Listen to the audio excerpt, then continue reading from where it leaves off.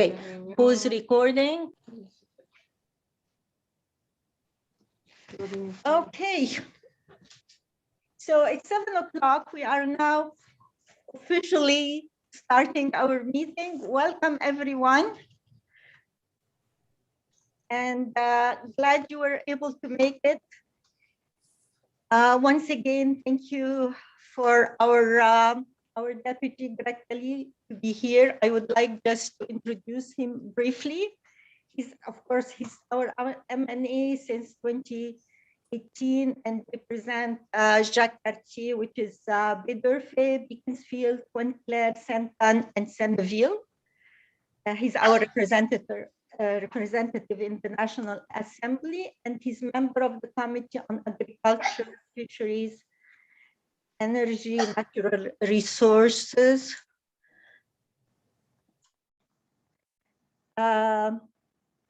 Excuse me for that, as well as member of the Committee on Planning and Public Domain. He's the official opposition critic for Indigenous Affairs. And previously, he was official opposition critic for Forest, Wildlife, and Parks, one that take note. And until recently, he was also our official opposition for relations with English-speaking Quebecers. So it's quite a heavy portfolio here. And I'll leave it to Suzanne. Donc, bienvenue, Monsieur Kelley. Donc, Monsieur Kelley est notre porte-parole à l'Assemblée nationale du Québec depuis 2018. En tant que député de Jacques Cartier, il y représente les villes de Baie-d'Urfé, Beaconsfield, Sainte-Anne-de-Bellevue et Senneville.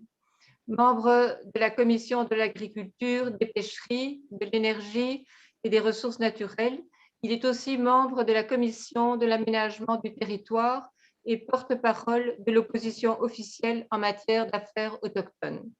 Auparavant, il a été aussi porte-parole de l'opposition officielle en matière de forêt, de faune et de parcs.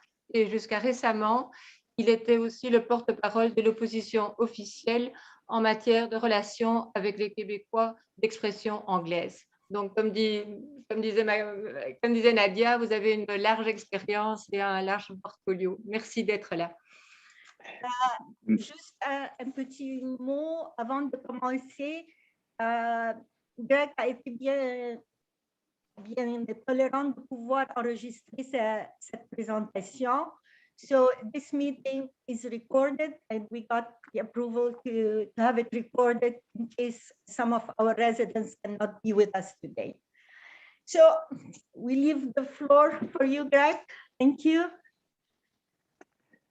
Merci beaucoup pour l'invitation. Bonjour, hi, Kuwait, monde. It's nice to see so many of you joining us on, as the mayor said, this very hot evening. As a politician, I have to make sure I go through recognizing some fellow colleagues in past, but of course, it's great to see that Anne Miles is on the call. Hello, Anne. I apologize. There might be some dog barking in the background throughout my presentation, the reality of living here in the COVID world and working from home. It's great to see Clifford Lincoln here as well. Cliff, it's great to see you. Heidi, the mayor of Baie-d'Urfé, hello. I see Councillor Wanda Lowenstein is on the call as well. I don't know, I didn't scroll through it all. I see Greg Wiles here, who I have known since I was born. And I think I saw Professor Tittman that was on the call as well. So I mean, hello to a lot of faces that I do know. If I missed any dignitaries, I apologize, but hello to you all. Alors, aujourd'hui, je vais essayer de faire une présentation rapide d'un projet de loi qui est très, très compliqué. C'est plus que 100 pages et plus que 200 articles.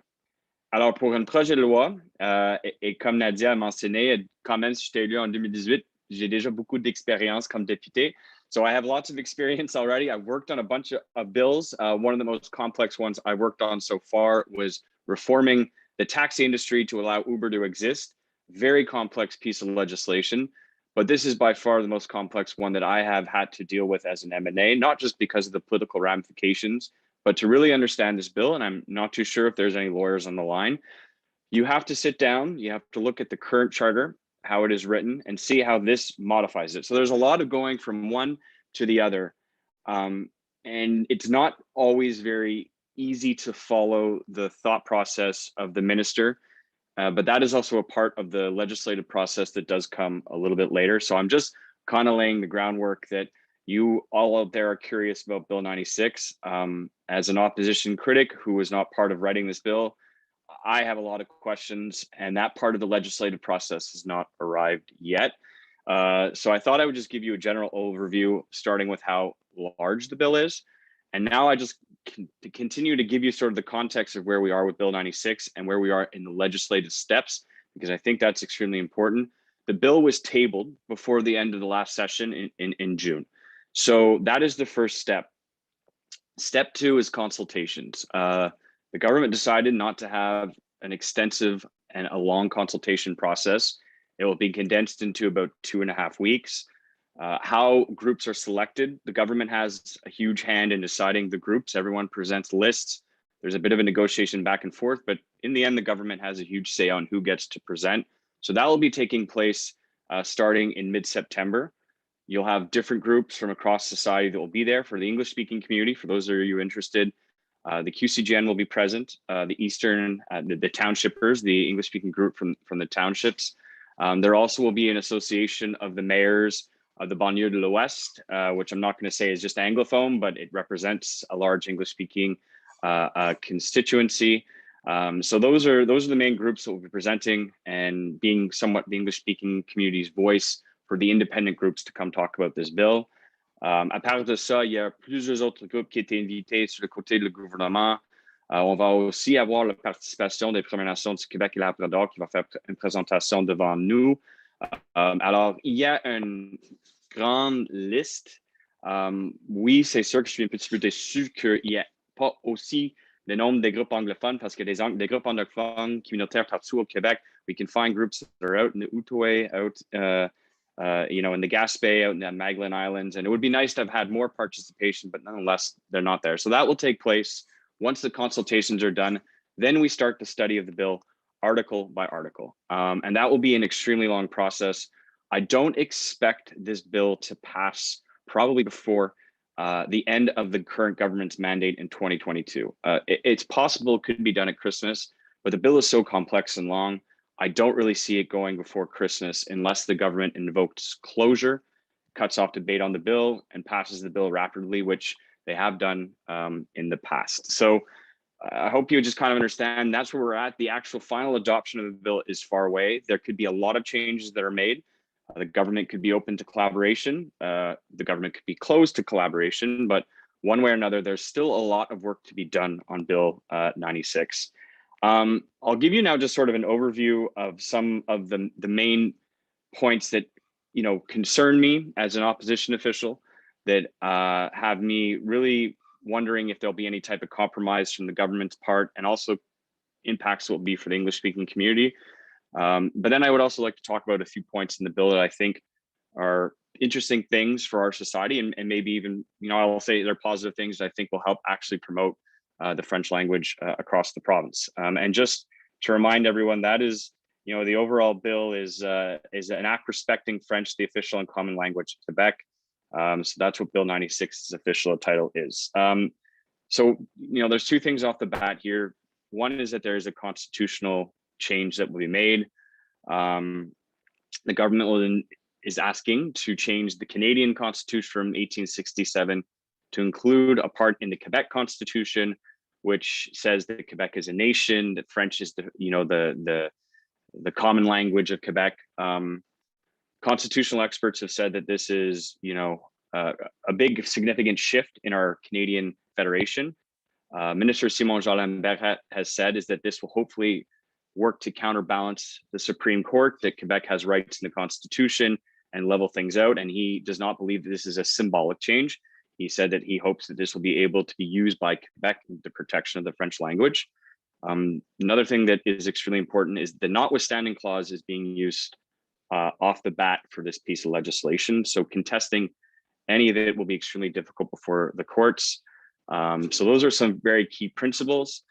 S'il y a des autres choses, et juste de répéter ça, le gouvernement, dans le projet de loi, propose de modifier notre constitution pour ajouter le concept que Québec est une nation et que la langue commune de la nation, c'est le française. Il y a beaucoup de choses dedans, mais comme le ministre qui est responsable pour le projet de loi a dit, l'objectif de cet amendement de la Constitution, c'est vraiment de créer un plus grand équilibre, selon lui, entre la Cour suprême puis aussi entre le Québec pour protéger la langue française. C'est pas une chose symbolique. Lui pense que ça va aider le Québec à protéger la langue française. Alors, ça, c'est juste une chose que lui a dit. Puis l'autre chose, le clause nonobstant est utilisé pour tout le projet de loi. Pas juste pour certains articles, mais tout le projet de loi. Alors, de contester ça devant les tribunaux, on verra, mais ça va être très, très difficile. Ça donne beaucoup de pouvoirs au ministère de la langue française qui va être créé dans ce projet de loi. Ça, c'est des gros concepts. Other things that I will add in here, just because that's off the bat, but general things, le projet de loi va créer un commissaire de la langue française qui est, selon moi, une bonne chose. On a beaucoup de débats autour des chiffres concernant la langue française. I'm sure a lot of you sometimes hear in the paper, French is in decline, no French is not in decline, these statistics say that, these statistics say that. So there's a lot out there, and hopefully having an independent body that is there for protecting the French language, but also giving us up-to-date analysis on where the language sits, giving us recommendations from a neutral body of what Quebec needs to do to help promote the culture, help promote the French language, will be put into place. Hopefully we'll be at an arm's length. I think that is a good thing that could be a useful tool for Quebec. There's another thing too, since I was elected, I tabled a bill that would give all Quebecers the right to French language courses across the province. No matter if you're a new arrival, you've been here for generations, you're a francophone or an anglophone or an allophone, but really to give everyone the chance to improve their French language and be able to access that for free. Elements of that bill that I tabled in 2019 are found in this bill, so that's a good thing. How it will actually all work out, we're going to have to see, but I think that's a bonus for all of Quebec, because at the end of the day, the better the language is spoken, written, and read by people, because Quebec unfortunately has a very high literacy rate. The more that we can tackle those problems is how I feel that the French language is best protected, and also too that will hopefully streamline just the entire franchisation programme, la francisation des nouveaux arrivants.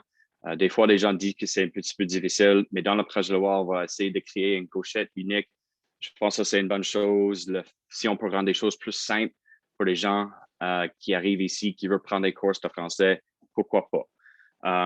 Alors ça, c'est des choses en général. I'm just going to go through some of the points that have been highlighted from community groups have already raised some concerns about this bill for English-speaking Quebecers. So I'm just going to go through a few points, so bear with me. I'll read off here.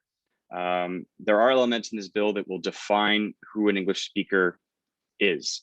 So to access certain services, it might be tied to what educational institution you went to, which potentially could shut people out who don't necessarily consider themselves, quote unquote, an Anglophone. How that will all work, again, is yet to be seen, but there are some concerns that this potentially could limit access to English services or limit the number of services that are given, which is even more concerning for a community, because once services are limited or reduced, it's very hard to get them back. And particularly for English-speaking communities in the regions of Quebec where there are not large numbers of them, less services that exist or less willingness to give services can present some very serious challenges for health, social services, and employment services, for example. This will give the government, especially the Minister of the French language, tremendous powers to impose fines for use of French in the workforce. There are some lawyers who have said that because the notwithstanding clause is there, computers, cell phones, internal documents of companies could be seized to see if people are following the laws. So that is definitely concerning for a lot of professional orders in Quebec. And it's a power that we have not ever seen been granted to a government. I know a lot of you have written to me about the cégep question. Alors présentement, dans le projet de loi, il y a une façon que le droit d'aller à un cégep anglophone va être lié à une institution qu'un étudiant a étudié dans. Alors, un petit peu comme la loi 101, si vos parents ont étudié dans une école anglophone, vous êtes garanti à une place dans un cégep anglophone. Ça ne dit pas qu'il n'y a aucune place pour les francophones, mais le nombre va être limité. And a lot of you have written me about that, so just to repeat that quickly, is that the the right to go to a CEGEP in English will be linked onto the educational institution you went to before. So like with Bill 101 to go to an English school, do you have that right because your parents went to an English school or yourself went to an English school? So that will be put into there, but it's not closed off to Francophones. It's just there'll be less space. The government has said that this is better for the English speaking community because your kids will be guaranteed access to the top programs in CEGEP, but that's not what the bill says. The bill does not say that in certain programs, we will not let in Francophones if an Anglophone can't get in. It's just for the overall enrollment into a school. So the top and best and brightest Francophones will still be able to get into a lot of our CEGEPs, and it doesn't necessarily mean it will change the internal inscriptions into certain programs. So just keep that in mind. It also does not allow English CEGEPs anywhere across the province to grow in the coming years. Right now, John Abbott, Dawson, Vanier, they're pretty much at full capacity. They don't really have a lot of room to grow or add classroom space, but this closet is being put in for CEGEPs is very concerning for CEGEPs in the region, where most people that go to some of them, Heritage College, for example, out in the Outaouais, there's about 40%, 50% Francophone. So how that's going to affect some of our regional CEGEPs, some of those institutions are really important for our community. Again, yet to be seen, but that is a pretty big shift to the CEGEP access that we've never seen before. There are some elements around here about adding a complexity and cost to the judicial system. So non-French speaking Quebecers would be obliged to attach certified French translations of legal proceedings. This would increase costs and adds and delays to the justice system. There is also, again, some questions around how you can advertise for job postings in the judicial system. So for example, under Bill 96, the National Assembly, not the courts, have become the sole arbiter of the balance between collective and individual rights and freedoms. So there's a lot going on in here, and I'm sorry, I know I'm rambling off. I'd be happy to share with the group some of the bills that have been briefs that have been tabled by people that we've spoken to that I've heard from. I'm a little bit regurgitating what they've said, and some of the things our party policy analysis has also concluded from reading the bill. There's a lot in there for businesses that are under 50 employees down to 25. They will have to now follow the rules of the charter. They'll have to get their certificate of consultation, which, to be honest, a lot of companies already do, but how will that be done? Because this bill is very, there's a lot of red tape. This adds tons of red tape across the board. It'll add a lot more bureaucracy, a lot more requirements. So that's, again, why the bill is 100 pages and 200 articles long. It's not for nothing. It's going to create a lot of more work for everyone across the board. So those are just some of the highlights of the points I have right here. And I also just wrote down some of my notes here on my phone. So just 1 second, I just want to make sure I have everything. But I think that's about all I wanted to add to just give you off the bat. And again, I'm sorry, I know I'm just kind of like blabbing here, but I really urge everyone to go out there and try to do some research if you can, read through the bill. Encore, c'est complexe, c'est énorme, c'est un gros changement. C'est pas juste une petite modification à la charte de la langue française, c'est un gros changement. Tout qui est dedans n'est pas nécessairement mauvaise, mais il y a certaines choses qui, c'est sûr, qui est inquiétant pour la communauté de l'expression anglaise. Puis il y a aussi beaucoup de questions autour des droits de tout le monde. Beaucoup des choses ici ne sont pas juste pour la communauté anglophone, c'est pour toutes les Québécoises. Alors, quand on utilise la clause non-obstant au début, là, ça donne vraiment une carte blanche sur le gouvernement d'agir comme ça. Et c'est pas la première fois. We have seen the government use the Notwithstanding Clause also in Bill 21.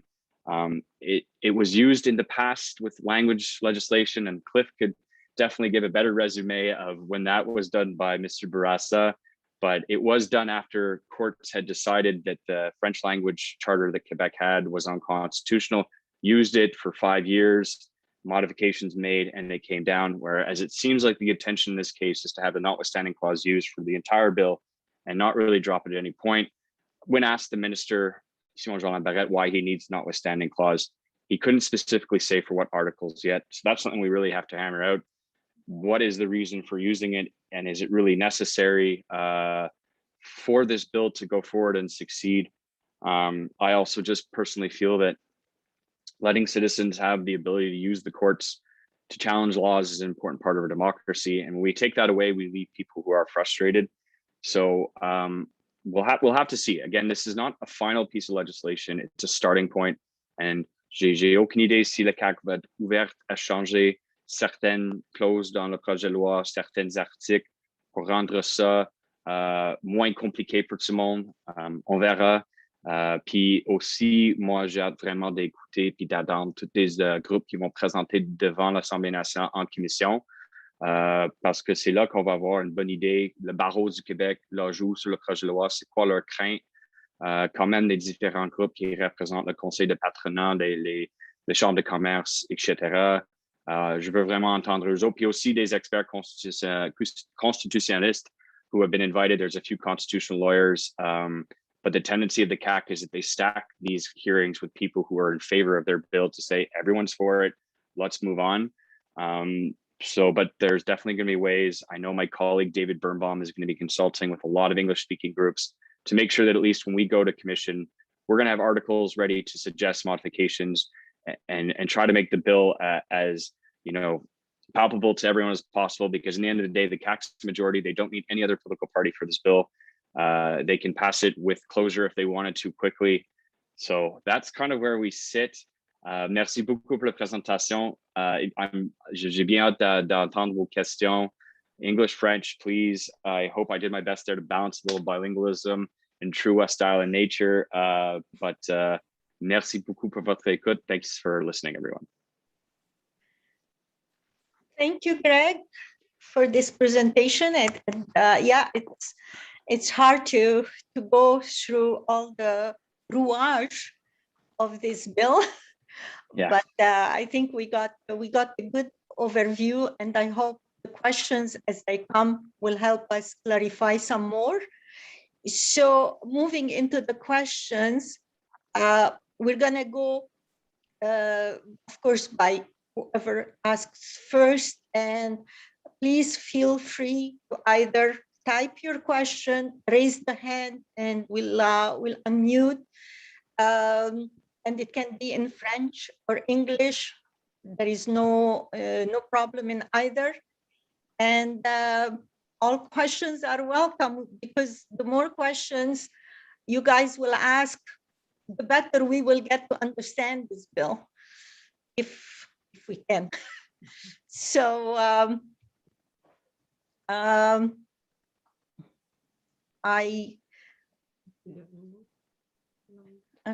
I will unmute as we start questions. Maybe I'm going to start with one, Greg. Any expectation of the cost involved with this, particularly as far as also as Montreal is concerned? Is there an expectation that Montreal will be hurt more by the ramification of this bill?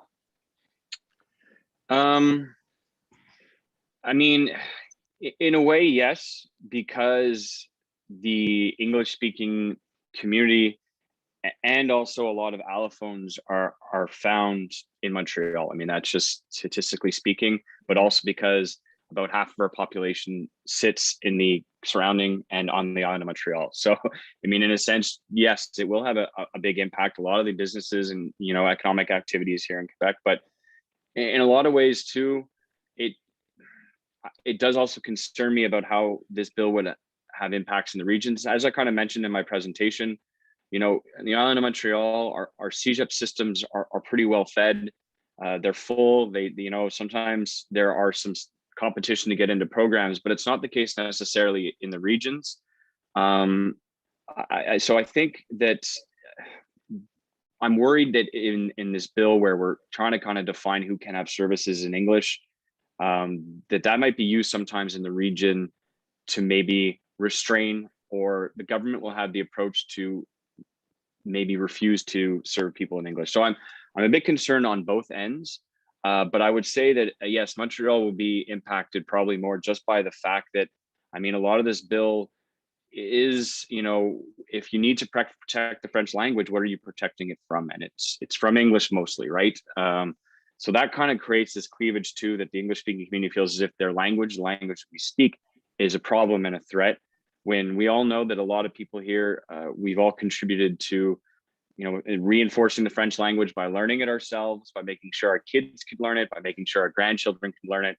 And sometimes I think that gets lost in all the debate is the fact that the English speaking community is one of the most bilingual communities in all of North America.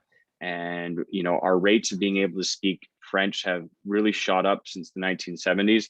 So again, the bill will have consequences for everyone in all the corners of Quebec, but there's no doubt just because of population, Montreal will definitely become one of the areas that this bill is focusing in on, because it's the government that says Montreal, quote unquote, is where the problem is. Again, I don't believe that. I don't think there's a problem really in Montreal. I think we're always trying to find a good harmony and balance between linguistic duality, plurality, you know, whatever you want to say. Okay, thank you. And I think I have a question here for Janet. Thank you, Nadia. Can you hear me? Yes. Okay, it's not so much a question as a comment. There's one group that I think often gets forgotten in these discussions when it comes to eligibility for CEGEP, and that's the children of Anglophone immigrants, those who are forced by Bill 101 to go to French elementary and high school. If eligibility for English CEGEP is going to be based on what high school you come out of, then those kids are being considered as francophones, when in fact they're not. By every real definition of the word, they are anglophones. It would be a lot fairer if eligibility was determined on the basis of mother tongue or language spoken at home rather than what school you go to, because the reality is there are a lot of anglophone kids in French schools. Yeah, thanks, Janet, for that comment. And there's a debate sometimes in the numbers. Some people like to define it, you know, that there's, you know, English as a language spoken at home, where it would make the community about 700,000 versus the English speaking community of Quebec, which is not just quote unquote Anglophone, but Italian, Greek, Irish, you go down the list, right? And they would be put more at a range of about 1.3 million, which is a definition that I'm more comfortable with. And of course, those people might not necessarily identify with as an Anglophone. They're often very, you know, they're trilingual, but English is the language that they would prefer to use when they would go to a hospital, for example. So I agree with you that, you know, keeping on those restrictive definitions could be problematic for a lot of people. In the case you pointed out here, for, you know, somebody who is an Anglophone but has to come here to Quebec, has to go into the French system, that maybe wants to study English at the CEGEP level, how would they be, you know, included? So that's that's a very good point. Thanks. Okay, we have another question here, and would you like me to read it, or I'll let Roger ask it directly? Roger? Okay, perhaps this is in the bailiwick of Cliff's as well as you, Greg. But how can the government invoke the Notwithstanding Clause if Quebec hasn't even signed the Bill of Rights and Freedoms? Well, just as Quebec never signed the Constitution's always applied to Quebec anyways, right? So it's kind of the other end of the stick, that even though we never signed it, the fact that it exists and applies to Quebec means they can still use it. I don't know if Cliff wants to chime in and agree with my assessment, but just the fact that Quebec never signed the Constitution, it doesn't matter because the Constitution still applies here. Thanks. And I would say too, Roger, thank you very much for the book that you gave me. I was going to write you a note, but I did read through it. It was a really good read, so I appreciate that very much, and I highly recommend to anyone else Bill Gates's book on climate change. Really interesting and fascinating read. You're welcome. Okay, I have Wanda. Wanda, please unmute. Thank you. As a teacher, I'm often questioning the impact on education. So my question is regarding those schools that don't require English eligibility, such as Cooper Academy in Kirkland, for example. How will this bill be affecting them? Yeah, I'm not. That's a good question. there is some language in there to maybe try to, again, close some of those loopholes, or at least make it a bit more difficult for people extending. So like if you go to Cooper's Academy, you come here, you're working, you're only planning to be in Quebec for 2 years, 3 years, you can get an exemption from Bill 101 to go study in English school. Like that can arrive. But here, if I'm not mistaken, I have to look through, I think they do try to make it a little bit more difficult for people to continue to extend that right. Because I don't know, some people go from elementary and then to secondary, but I think there is some language in there from, I remember reading through it, to make it a bit more difficult. And I can just tell you, Wanda, that getting those exemptions for people, we had a case of one student at St. Thomas who got put in Felix in grade 11. And the kid pretty much just dropped out of school. And it was really gut wrenching. We fought pretty hard. They eventually, and we fought with the school board, eventually it did work out, but it already is not easy to do. But I don't know, Jen, I know you're in the line. I don't know if you remember when you read through the bill, if you saw anything specifically to that clause, if you want to just chime in. Jen works with me and she's a very good expert on all these things. So sometimes I fall back on her. Like Greg, I don't recall a specific reference to what are called loophole schools. Schools that are not subsidized by public funding and therefore are allowed to be exempt from Bill 101 and accept immigrants who would otherwise have to go to French school. We have a very active vice principal at Cooper who calls us all the time and reminds us of these obligations and the need of the school to continue to attract high quality students. I would say that what is most dangerous about this bill, and Greg has already alluded to it, before we had very strict criteria for English eligibility, and if you didn't fit one of those criteria, you could always argue for humanitarian access.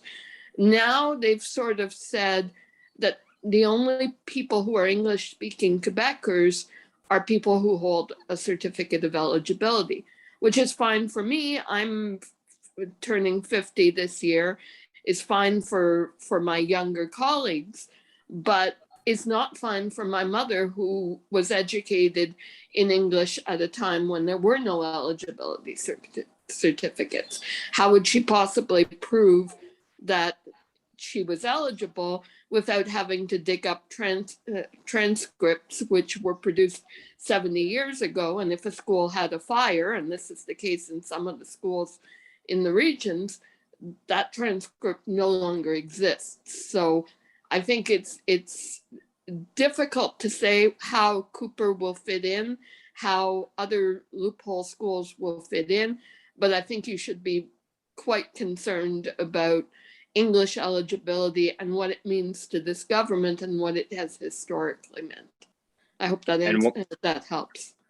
Yeah, and Wanda, Yeah, we'll do a little bit of homework too, and we'll get back to you. I remember reading through the bill and I thought I saw something, but I don't want to give you false information either. So we'll follow up with you. Thanks very much. Okay, and there is Ralph who has a question. Ralph, if you can unmute. Yeah. Did I get unmuted? Yes. We hear you. Okay, so my question is I'll just take a practical situation. I experienced, I was helping someone who was in the hospital who was not entirely bilingual, whose primary language was English, and she could not get the service in English. And this had an effect on her health care. I was on the understanding that Quebec, as part of Canada, must provide essential services in English and in French. What is the impact on that regarding particularly essential services like healthcare and you might say financial issues when one has to read documents?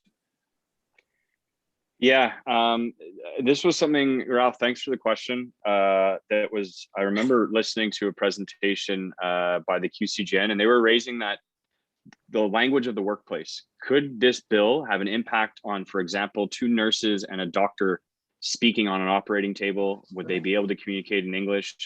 Would that also be to the service? How does one prove that they have a right to the English language services, right? I mean, is it just going to be maintained?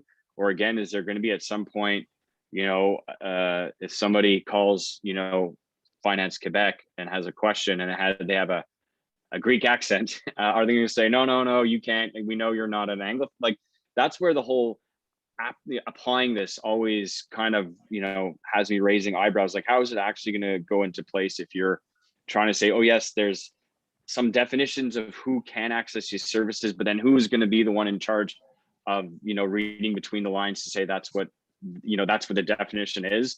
So these are questions that, again, have to be asked to Minister Jolene Barrette during parliamentary proceedings, to have him on the record say how he believes this is going to work.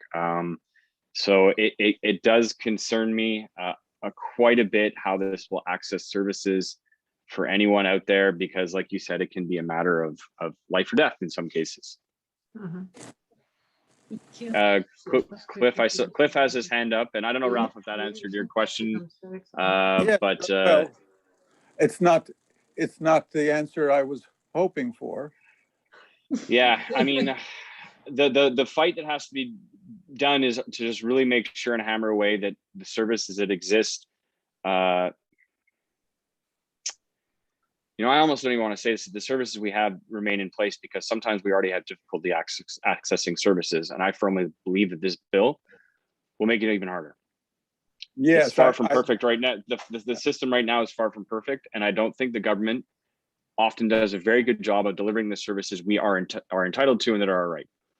And I might add that I know of some French speaking people who could not get service in French in an English speaking, in a West Island hospital, which is also, which should not happen either, right? C'est la même chose. C'est important. C'est vrai. It's true. Ralph, sometimes on the streets, St. Catharines, my colleagues who are Francophone say that they go to stores and people refuse to speak to them in French. And, so there is always that end too, that there is a concern in protecting the French language. So thanks for raising that point. Thank you, Ralph. I can't see everyone. I think Cliff had his hand up. Sorry? I just wanted to make a comment and wish Greg and his colleagues good luck in the parliamentary hearings, because they'll be crucial in trying to improve that bill. I've seen a lot of legislation in my day, and of all of them, I find Bill 96 the most undemocratic of them all. It's an autocratic piece of legislation. In fact, it's terrible. It applies a notwithstanding clause to the whole bill, as Greg has stated. More so, it brings in Bill 101 now through Bill 96, subject to the notwithstanding clause, so that it is sheltering the bill from both the Quebec Charter of Human Rights and Freedoms and also the Canadian Charter. And if you look at some of the aspects of this bill, it's atrocious. For instance, now, the bill applies now to any organizations, 25 employees or more. Before it used to be 50. So that this includes foundations, includes private enterprises, includes public, the whole holus bolus. And the fact is that only French is recognized as a language of work. So let's say the people, as Craig mentioned, are speaking English to each other. The bill now gives permission to anonymous complaints. Anybody who listens in, who is a co-employee, can call the office de langue française, that can swoop in without notice, without warrant, seize your computer, seize your cell phone to check if the language used was English or French. I mean, there's so many clauses in there that are abhorrent to anybody who believes in individual freedoms and human rights. And what I find very sad, and I know it doesn't apply to Greg at all, and I wish he and his party the best of luck, to find that our best protection now that the Liberal Party of Quebec is a minority would have been the federal Liberal Party and the government in place. You would think that the government of Canada would oppose the fact that Quebec is now saying that French is the only official language in Quebec for the Quebec nation, not defining what the Quebec nation is. Are the Algonquins of Bar-Lake that I know well, are they a Quebec nation or their own nation?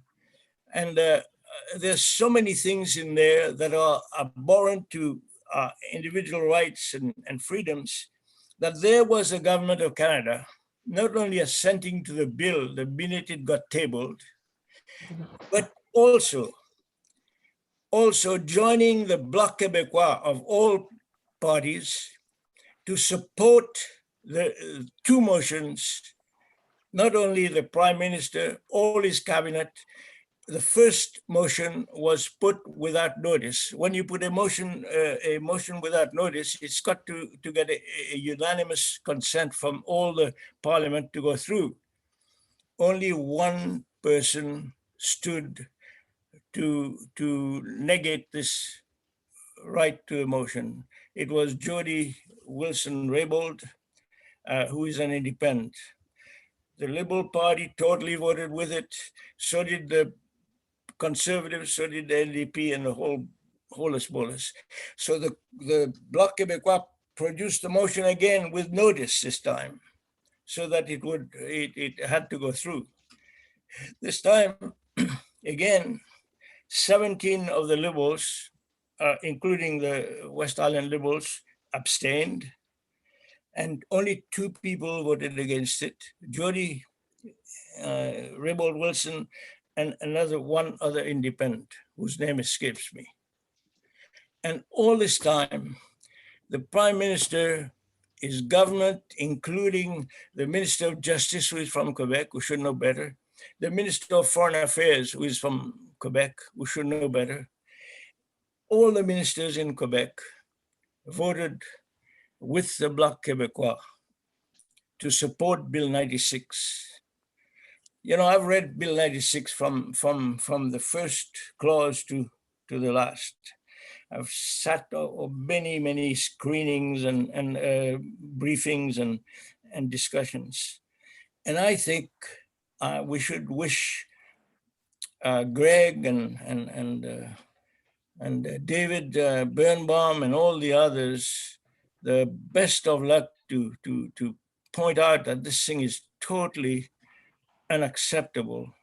It's just awful to think that one anonymous complaint can bring in the OLF in an office to seize your computer, to seize your cell phone. And before, and Greg mentioned it, before, when an American or somebody from elsewhere would invest in Quebec, bring his family here, they would get an exemption to go to English schools for 3 years, and it was renewed for another 3 years, almost automatically. Now this is out. This is out. You get 3 years, hopefully, no more renewals.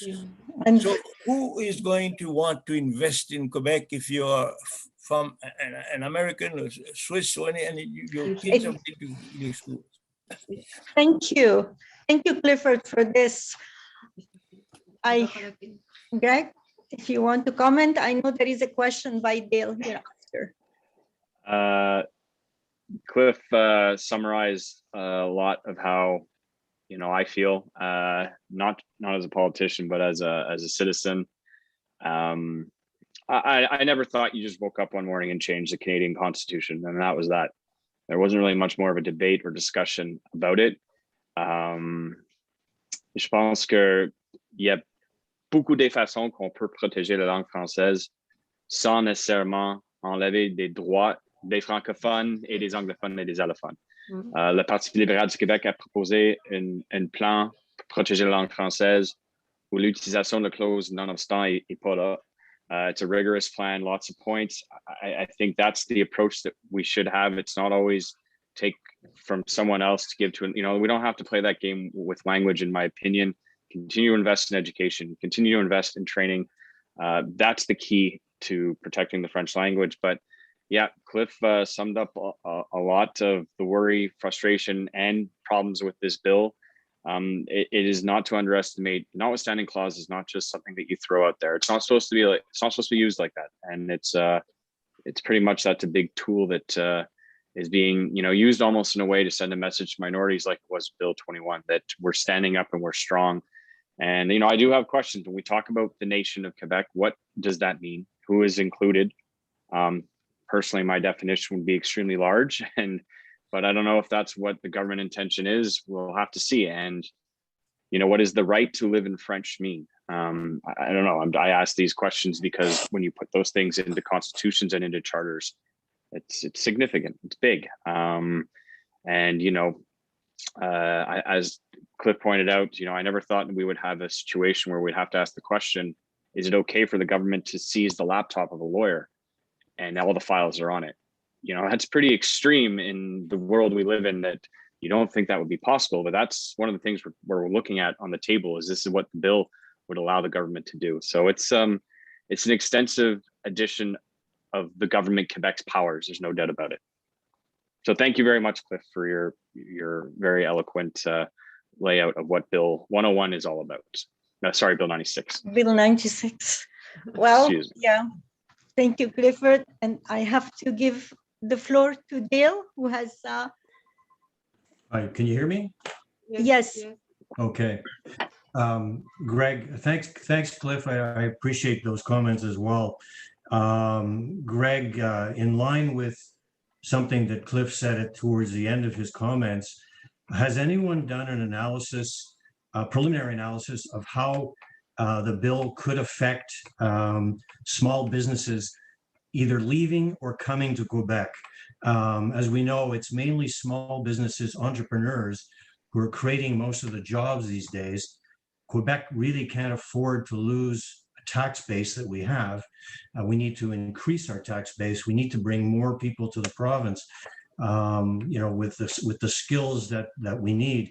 Has anyone done an analysis of how this bill might either chase businesses away or affect people coming to set up businesses here in Quebec?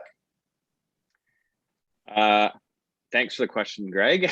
How are you? Hi, Auntie Dale. I have not seen an analysis besides just hearsay. I would say that it definitely adds some barriers. I think one thing too is the growth question. There was a lot of companies that never wanted to go past 48 employees to get to that limit where they had to have Bill 101 apply to them, the charter apply to them. And I'm sure it'll kind of be the same here, that some companies will be hesitant to continue to grow because they don't want to deal with more bureaucracy. But I haven't seen any analysis presented about what those risks are from all the stuff that's been put out there this summer. Perhaps I missed something, but there's no doubt that, and it's kind of strange because I see the government being so proud of, making a big investment in MDA, the satellite company, which is in our backyard. And, all those jobs that they're bringing here, I mean, a lot of those engineers, not saying none of them will be from Quebec and speak French, but a lot of them are going to come from outside of Quebec. And, speaking to companies in my riding, I've done the tour. A lot of them already say that A, there's not enough labor in Quebec, but, B, we can't attract a lot of people to come here. There's not many people that once they learn their kids are going to have to go to a French school are extremely eager to move their families to come to Quebec. So a lot of them don't even try that hard to do tons of recruitment outside of the province anymore, because they just say, you know what, we'll just try to train people in-house if we can. So doesn't give you an answer if I've not seen any numbers, but there's no doubt, and I'm curious to see what the Chambre de Commerce de Montréal, the Chambre de Commerce Québec, I'm interested to see what those groups have to say about it and what impacts would it potentially have on the business sector, especially again, since like I said, it's a big red tape bill. There's a lot in there that are going to require companies to do more, translate contracts, translate internal documents, all that stuff. Anytime you're communicating with the government, will have to be done in French. I mean, a lot of companies do it, but again, court decisions, like I mentioned before, legal proceedings, all that has to be translated. And that is an additional cost that is going towards the person using the system, the company. So they're going to have, translation companies in Quebec, maybe a good time to get in that business if you're looking for something to do. Well, and the fines are pretty significant. They're massive. They're huge fines. So it's not, and just for everyone that's listening here, I mean, the budget for 2022-23 for the Office de langue française is going to be significant. It's getting a huge bump up. Tens of millions of dollars are being added to it. And there's only one simple reason for that. It's to make sure that the bill, once put into place, is thoroughly enforced. It's the only reason I can see why they would have that much money in that one point, in that one sector of the Quebec government civil service, is to add more inspectors, to add more people to apply the bill. So, those past the gates we've seen in the past, I wouldn't be surprised if Quebec stumbles itself into one of those, situations again, where we make international headlines that don't make our province feel proud, Anglophone, Francophone, or Allophone. Thank you. Thank you, Bill, for the question. Thank you, Greg. I just need to read a couple of comments on the comment of Mr. Lincoln. So, sorry. As Mr. Lincoln, just a second. The first comment I have here, bravo, Clifford, you put in a very common concern. No one will want to invest. I myself may start considering closing my Quebec incorporation and incorporate somewhere else. Another one, as Mr. Lincoln mentioned, why does the government of Canada does not get involved? So that's comments followed Mr. Lincoln comment. Thank you. I can't see everyone. I'm looking at, am I missing some participant who had, our Mayor Heidi, if you can, you have a question.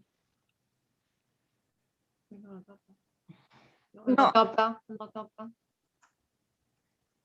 There we go. Oui, voilà. Well, one comment and one question, because the mayors of the ASM will be submitting a brief. I know the focus of the brief that we will be submitting is on the bilingual status, and council has already spoken to that publicly, and we don't feel it will affect Baie-d'Urfé, but there are some neighboring municipalities that it could affect their bilingual status. But it's interesting to see that the kind of questions being asked tonight are on a different level. And so that was my comment. But my question is, as a parent, and my children have English eligibility, so it won't affect them per se. But I'm really curious to know, Greg, what the feeling is from the Montreal Francophone communities in your ridings, because if I was a Francophone, I would be livid to hear that my children may not have the same rights to attend higher levels of education in the language that as a parent I chose. But I'm more interested to hear what your feedback and what you're hearing. Yeah, we definitely have gotten emails from Francophone constituents worried about restriction to English CEGEP because they would like their kids at one point to go there. So it has definitely been raised. Had a very interesting discussion with a Francophone lawyer who, he was, parts of Bill 96 he thinks are fine, but he was really concerned about the Notwithstanding Clause. So we have gotten some feedback on that front, but it's with everything that's also going on, I mean, I would say that there's been a very well-organized written campaign for people to write into our federal MP, Francis Scarpaleggia's office, about a lot of the points that Clifford raised about what's the federal government doing about this.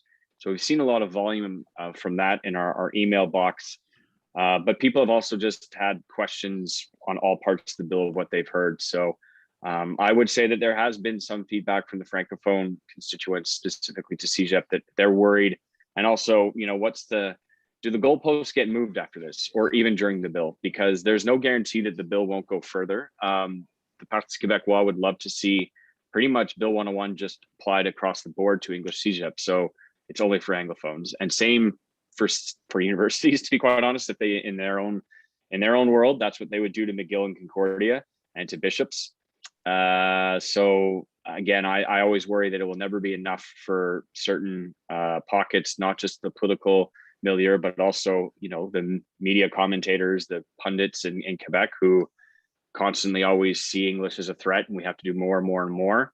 So I don't think Bill 96 will finish any debate in this province around the language question. Far from it. It will always be there because it always has been. And, you know, we're about to go through a very long year of language debates here. And I would not be surprised if the CAQ added a lot into this bill last minute or throughout it, because that's what Simon Jolin Barrette did on Bill 21, and he did on Bill 9, which was the immigration reform. And they did it also for the school board reform, Bill 40. So I don't think that they're done adding to this bill, in my opinion, but maybe I'll be wrong. Thank you. I have Meryl. Thank you. Thanks. Greg, my husband and I work in the north, in the Cree territory. Are there exceptions made for, they function entirely in English? Well, some folks speak Cree, but English is the lingua franca of the school board, the health board, all the organizations we work with. How does this bill affect their functioning? There is exemptions for, if I'm not mistaken, the Makivik, and also for the Cree governments and other Indigenous groups. But I mean, to be quite honest, Ganawaki, go try and enforce the language laws there, and I wish you best of luck, because there's the Canadian government and the provincial government are not their government; they're their own government. So you know, there's definitely some communities that for them it doesn't really matter what laws are passed because they govern them themselves. But there are clauses in there for different Indigenous communities to make them exempt from the bill. Great, thank you. Thank you. Greg, I have a question for you from one participant, Josie. She would like to hear what you have to say as the reason why the Canadian government is not getting involved with this bill to protect its citizens. Because there's an election, and the current federal Liberals thought that maybe mimicking sort of what the CAQ stands for, nationalism, would score them some seats to get them to their majority. Right on. Yeah. I mean, I'm sorry, but that's the political calculation that was for sure made. It's the only thing I can see. I would have loved for Justin Trudeau to have announced the daycare announcement when our previous government was in power, trying to fix the finances of the province. $6 billion could have gone a long way for us. So sometimes you see those things being made right before the election, you sort of say, would have been nice to have that money back when we were in power. But there's definitely, I'm going to tell everyone here the truth, François Legault is extremely popular, and politically to try to be his friend is winning. And you even saw with the Montreal Canadiens aligning themselves so much with François Legault. His marketing power right now is strong, his social media very strong. So it's not popular to be against our premier at the moment. But yeah, I guess that's sometimes, you know, as the opposition, you have to get yourself into necessary trouble and good trouble, as they call it. But someone at some point has to stand up to the premier and say that this goes too far. That is true. Yeah. There are two, Heidi and Ralph. I have your hands. Did you have more questions, Ralph? No? Okay. I'm just going to make a comment about the CEGEPs because I'm retired from Dawson College. I worked there for many years. And it was really nice to see how much French was going in the hallway, how much help was given to the Francophone students, and they will finish their program being bilingual and would give them much better chances for work. And in that sense, I feel that Bill 96 will hurt Francophones on the longer run, because if they don't have the English, if they are not bilingual, they will be confined either to Quebec, maybe which will have less investment going on, and they will have not the same mobility and not the same opportunities as the Anglophone students who are becoming everywhere really bilingual. So I think it's not hurting only the Anglophones. S'il y a des questions encore en français ou en anglais, I have a comment here. Regardless of which language you speak, it seems, regardless of which language you speak, it seems that you will be negatively affected by this bill. It protects French rather than French speakers, given that the new law should offer some incremental benefit to the people. Even if you have to put on your devil's advocate hat, I'm curious, does this bill help anybody at all? Yeah, thanks for the question. I would say that greater access to French language training is huge. I think that's in the bill, trying to define a right that you have a right to learn the French language. I think that's really important, and that's a good thing for everyone. And again, that also applies to Francophones too, because again, I mentioned earlier, the illiteracy rates in Quebec are too high. And there's lots of debates, even in the French press, about how well the French language is spoken by and written by everyone. So if we can put, structures into place through a law that allow policies to flow from that to tackle those questions, I'm all for it. I don't think a lot of the things too from this bill necessarily have to be written in a law. Whereas, putting a lot of money into the cultural sector, that's great. Promoting the French culture here in Quebec and making sure there's some money for, English Quebec culture too. If we can do that, that's great. That's what makes Quebec unique. Again, I think that having a commissioner of the French language is a good thing. Somebody who's independent, who can give us a status of where the French language is at, where do we need to make improvements, and make recommendations to us all as parliamentarians to act upon. Those are things that are good that are in this bill that I think help. So don't even really have to put on my devil advocate's hat. I think that not everything in the bill is terrible, quote unquote, but again, I still think that the protection and promotion of the French language, in my view, a lot of it has to be done through policy initiatives, has to be done even just in the basic level, investing in our elementary, secondary, and yes, our CEGEP level, to make sure people are just stronger in the language in general. So I don't know if that answers all your question, but I always do try to do my best also to listen to all my colleagues from across the aisle or wherever it may be, and read the news about people that support the bill to see what parts of the bill do they think is really good. So again, I think that's just my duty as a parliamentarian to listen to all angles for sure. Thank you, Greg. I have a question here from Alain Brunet. Please, Alain, go ahead. Et bonsoir tout le monde. Je voulais remercier Greg Kelley pour votre excellente présentation, and thank you, Mr. Lincoln, for giving us an insight as to what Bill 96 can be. Most of us, I guess, did not read it from the cover to the end as well as you did with your experience and everything. From my understanding, it still is mostly a draft where a lot of ideas have been thrown, and they're kind of open to hearing from us and trying to make it better. I think we need to keep perspective to the overall picture and see advantages that Quebec can get from all this, and that Quebec has been getting from all this for over the past centuries.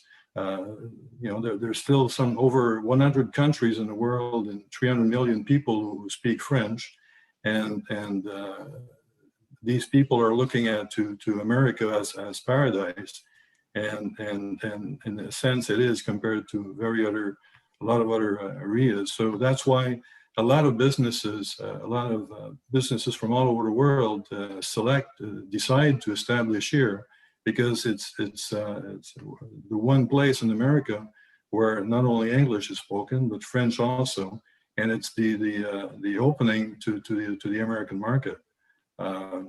We see that, of course, drafting things in French and making things available in French, and I don't agree with them hammering it down on our head, but I'm sure that we all know that l'Office de la langue française is trying to enforce a lot of things, but they haven't been that aggressive when we look at Second Cup and most of banners that are still very Anglophone. They're still very permissive.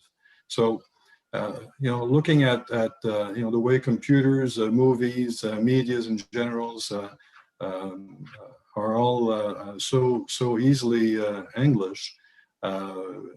French has got to be protected, and that's what this law is doing. And looking at French communities in the rest of Canada, if you can contact some of them and check with them, you'll see that they're all dreaming of trying to have the privileges that the Anglophone community has in Quebec, because they're so far behind and they just have no voice. Let's remember that most of the products that we get from abroad, whether it come from China or Europe or whatever, most of these products are supported in 6 languages and more often. So the fact that we make the effort of putting French on ours on top of English is work, but it's also opening us more market coverage. And to end, I said that before and I'll say it again. Immersion in a language is the best way to remain fluent in it. So I feel very privileged to be able to practice speaking English so much, and je souhaite que vous fassiez la même chose en parlant français. Ça me ferait plaisir de vous aider et de vous rendre la politesse. Merci. Est-ce que je peux faire un seul commentaire? Oui, vas-y, Clifford. Merci beaucoup, M. Brunet. Moi, je suis né d'un père né en Écosse et une mère qui parlait principalement français, très peu d'anglais. J'ai appris mes premières leçons en français de ma mère. J'ai toujours apprécié la langue française que j'écris et que je parle couramment. En même temps, je me réjouis d'être au Québec de choix parce que justement le Québec a 2 langues. Mais ce que je rejette dans la loi, c'est, je pense que nous tous sommes d'accord avec ce que Greg et vous avez dit, qu'il faut protéger la langue française, il faut la promouvoir, il faut faire du français la langue principale qu'elle est déjà au Québec. Mais ce que je rejette dans la législation, c'est d'appliquer la clause de l'absent pour retirer de la loi toutes les protections de la Charte des droits du Québec, passée par l'Assemblée nationale du Québec et la Charte des droits du Canada. Je pense que ce n'était pas nécessaire, qu'on pouvait faire une loi qui fait la promotion du français à 100%, sans avoir à retirer les droits des individus et des collectivités. C'est de ça que je m'oppose complètement, que je pense que la loi est devenue une loi qui réellement est autocratique, qui n'avait pas besoin de toutes ces mesures tellement contre les droits individuels. Et c'est de ça que je m'oppose, certainement pas la promotion du français, qui je pense devrait être une cause commune pour nous tous ici au Québec. Merci, M. Lincoln. Et M. Brunet, merci beaucoup pour votre intervention. juste pour ajouter, comme je dis, je pense qu'il y a des éléments dans le projet de loi qui sont nécessaires, quand même un avantage pour tout le monde. Comme je dis, le droit à l'accès à des cours de français gratuits pour tout le monde. Je pense que c'est une bonne idée qui va aider tout le monde à mieux parler la langue française et de travailler en français. Et c'est vrai. Pour moi, la façon que moi, j'ai vraiment appris la langue française, c'est de travailler dans un milieu francophone quand j'ai commencé comme un attaché politique, après que j'ai fait ma maîtrise à Queen's University. Puis il faut faire des parrainages puis des jumelages des jeunes étudiants qui sont bilingues, mais pas nécessairement à l'aise de travailler dans un milieu francophone. Et ça, c'est où, comme j'ai répété, continuer d'investir dans l'école secondaire, l'école primaire, cégep, donner des gens une opportunité de, oui, apprendre le français, mais aussi de travailler dans les milieux francophones. Ça va aider beaucoup. Sur l'affichage, je sais qu'on a ajouté que c'est nécessaire pour Second Cup Coffee Store d'être une Second Cup, un café Second Cup. Alors, le gouvernement précédent a demandé à des entreprises de faire des changements. Et quand même, c'est toujours important aussi, comme tu as mentionné, c'est très difficile de combattre le TikTok puis le Netflix du monde, qui est très accessible pour nos jeunes. Alors, il faut continuer d'investir dans le milieu et les cultures francophones ici au Québec. Les émissions comme District 31, les autres programmes qui sont sur CCTVA Radcan, et quand même de s'assurer que Netflix a plus de contenu francophone, Spotify a le contenu francophone. Je pense que ça, c'est primordial pour la protection de notre langue commune, de la langue française. Et il y a beaucoup de choses qu'on peut faire si c'est avec une loi ou quand même des investissements et des politiques pour essayer au minimum d'adresser ces questions-là. Alors, quand même, merci beaucoup de participer aujourd'hui et de partager votre point de vue. C'est important pour moi. Je sais que oui, je représente un comté, il y a beaucoup d'anglophones, mais il y a quand même aussi des francophones. Alors, merci beaucoup. Donc, merci Alain, merci Clifford, merci Greg. J'ai 3 commentaires à lire. Donc, un commentaire from Rico Diaz. The intention should be literacy, finer education on elementary and secondary, and improve all higher education in a bilingual approach. This will only regionalize and separate instead of providing even an opportunity to immigrate. Will make Quebec Canadians to stay in the province, impoverishing with the other Canadians that would come in other circumstances. It will impoverish intellectual unity and isolate when we are in a global market. English is lingua franca today, as French was long time ago. Isolationism brings no progress nor evolution.